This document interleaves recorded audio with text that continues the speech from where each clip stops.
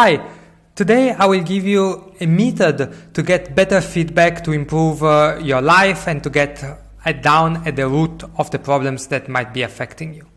And we begin with the concept which is called the pyramid of risk and has been invented by a German engineer in the 30s. He observed that for each death that you see because of incidents, there are usually a few reported injuries. For example, imagine with cars. For each car accident that results in a death, there are a few car accidents that results in injuries that go to the hospital. And for each reported injury, there are more minor injuries, incidents in which someone got hurt but didn't even go to the hospital.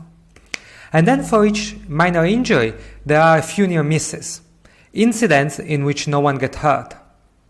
And for each near miss, there are multiple unsafe behaviors.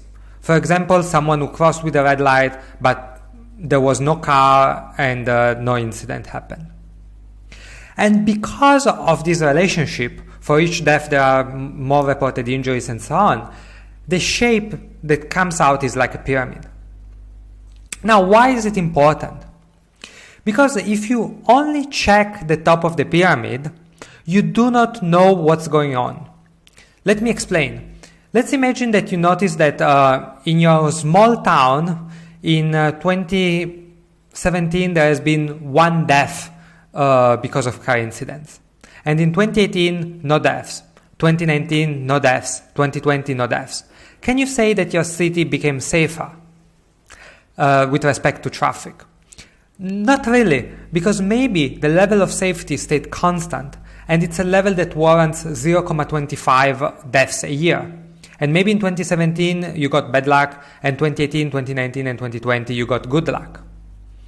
The sample is too small, so you do not really know if you're observing a trend or you're just being fooled by randomness, to use Nassim Taleb's words.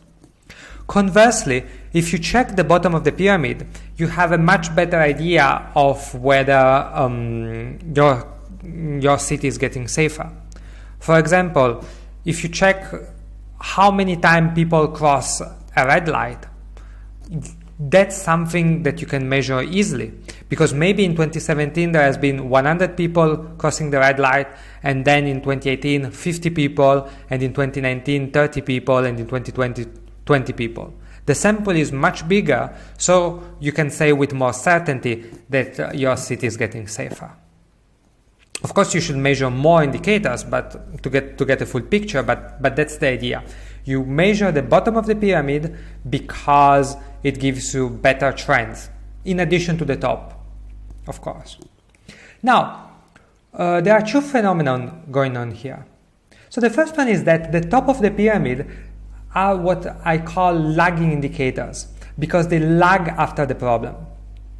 And what does it mean? It means that if you're measuring deaths to know whether you have a safety problems, for example, it means that you guarantee that there will be at least one death before you take action.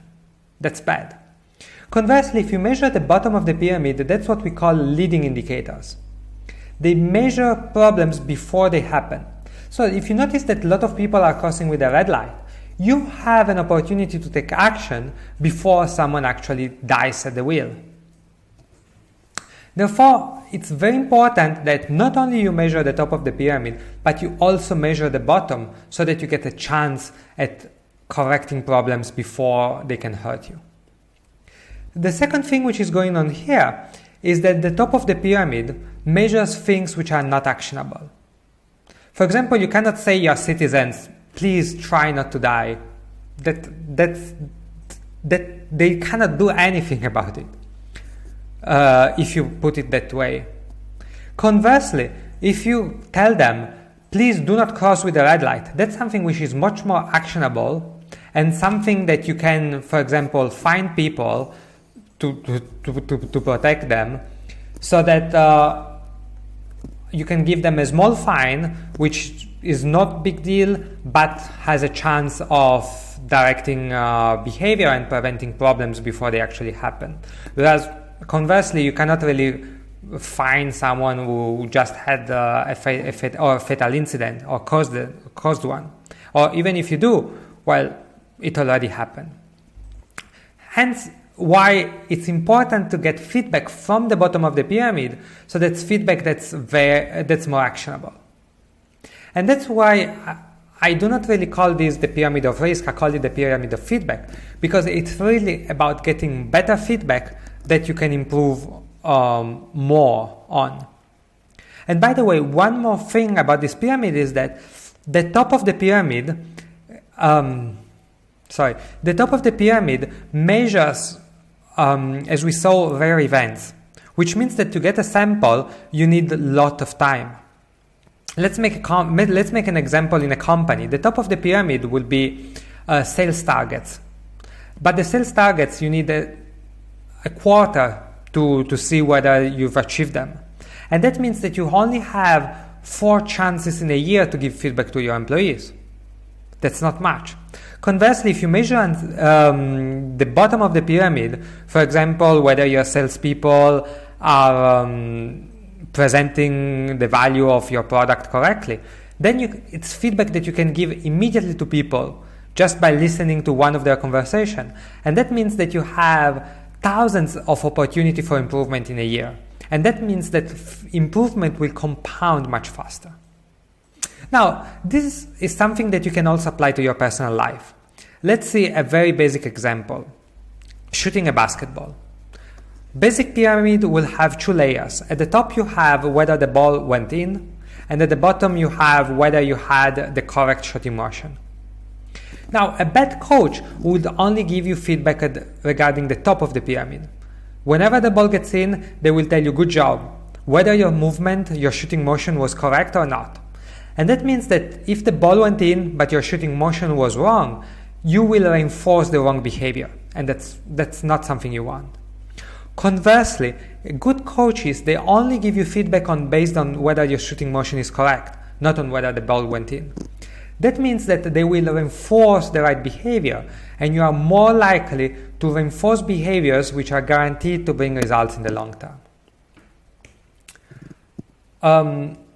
Of course, we can bring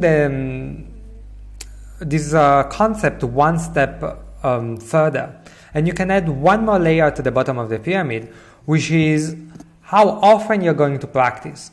How faster are you improving from your practice? Are you getting enough feedback? And that's important because if you only have the first 2 layers of the pyramid, you might reach a plateau very soon in which you are not improving anymore. And instead you want to go down to the root causes for improvement to make sure that you keep improving. So for example, you want to ask yourself, am I getting enough feedback for my practice? And if not, should I get a better coach? Should I record myself? And so on and so forth. That's what guarantees that you will do the middle correctly. So you will identify correctly whether your shooting motion was right, and therefore it will lead to the top of the pyramid. Now, this is the generic form of the pyramid of feedback. At the top you have the outcome, in the middle you have the behaviors that will lead to the outcome, and at the bottom you have continuous improvements, checks and balances that make sure that the rest of the pyramid is correctly calibrated. I make an example. As an author, sometimes I get asked questions such as, which software am I using to write books? And that's a bad question, because even if you copy that software, that might not improve how well you're writing your books. Because maybe I chose the software for a reason which is not apparent to you and maybe doesn't apply to you. Conversely, you know how the quote goes, do not seek what the greater did, but seek what they sought. So check what are the reasonings that led to their behaviors, or to themselves seeking specific outcomes. So for example, if you are a football coach, you should not blindly try to reproduce the tactics that another football coach more famous than you, more successful than you is using. Because maybe those tactics, they do not work well with your players, or maybe they are not everything which is going on. And if you try to blindly reproduce the middle of someone else's pyramid, the chances are that you will fail. Conversely, you should check to reproduce the bottom of the pyramid.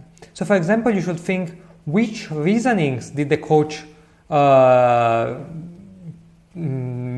think about to choose the current tactics? And these are reasonings which are probably much more reproducible and are more likely to work in your condition. So let's see a very practical example. You have a company, and the desired outcome of the company, let's say, is continuous improvement. And there are behaviors that are likely to lead to this outcome. For example, behaviors that surface and address problems. Behaviors in which in your company problems are constantly surfaced and addressed by your employees. And some of the ways that companies do that, for example, there are tools such as Six Sigma and Lean Manufacturing. However, what a lot of companies discovered is that if they observe a best-in-class company in that subject, for example, Toyota, and they just try to copy Toyota's middle of the pyramid, for example, they just try to implement Six Sigma in their company, the result might not necessarily be good. Instead, it's much better to focus on what's the bottom of Toyota's pyramid and try to copy that. And for example, you will notice that there is a focus on certain aspects. One question you want to ask yourself in your company is, for example, do your people actually use the tools that you're giving them? And what happens when they use them? For example, what happens when someone raises the hand and says that he has a problem? Does he get rewarded for it, or does he get punished? For example, now the problem becomes his to solve and he needs to work overtime, and the next time he will not raise the hand anymore. So these are questions that you want to ask yourself. You want to measure the bottom of the pyramid, and if you are looking to someone else for inspiration, you want to look for inspiration at the bottom of his pyramid, not at the middle or the top. So this is also a good exercise that you can do yourself right now. Choose a part of your life, for example, I don't know, your work or your hobby or your sport, and try to make the pyramid for it. So at the top, you put the desired outcome that you want. In the middle, you put the behaviors that will lead to this outcome. And at the bottom, you put continuous improvements, checks, and balances that ensure that the rest of the pyramid will stay calibrated, that you will not try to game or look for shortcuts to achieve the middle and the top of the pyramid, and so on. And then if you'd like to, please send me your pyramid via email. I would be curious to see how or what you're working on and to see whether this concept is clear. Thank you very much.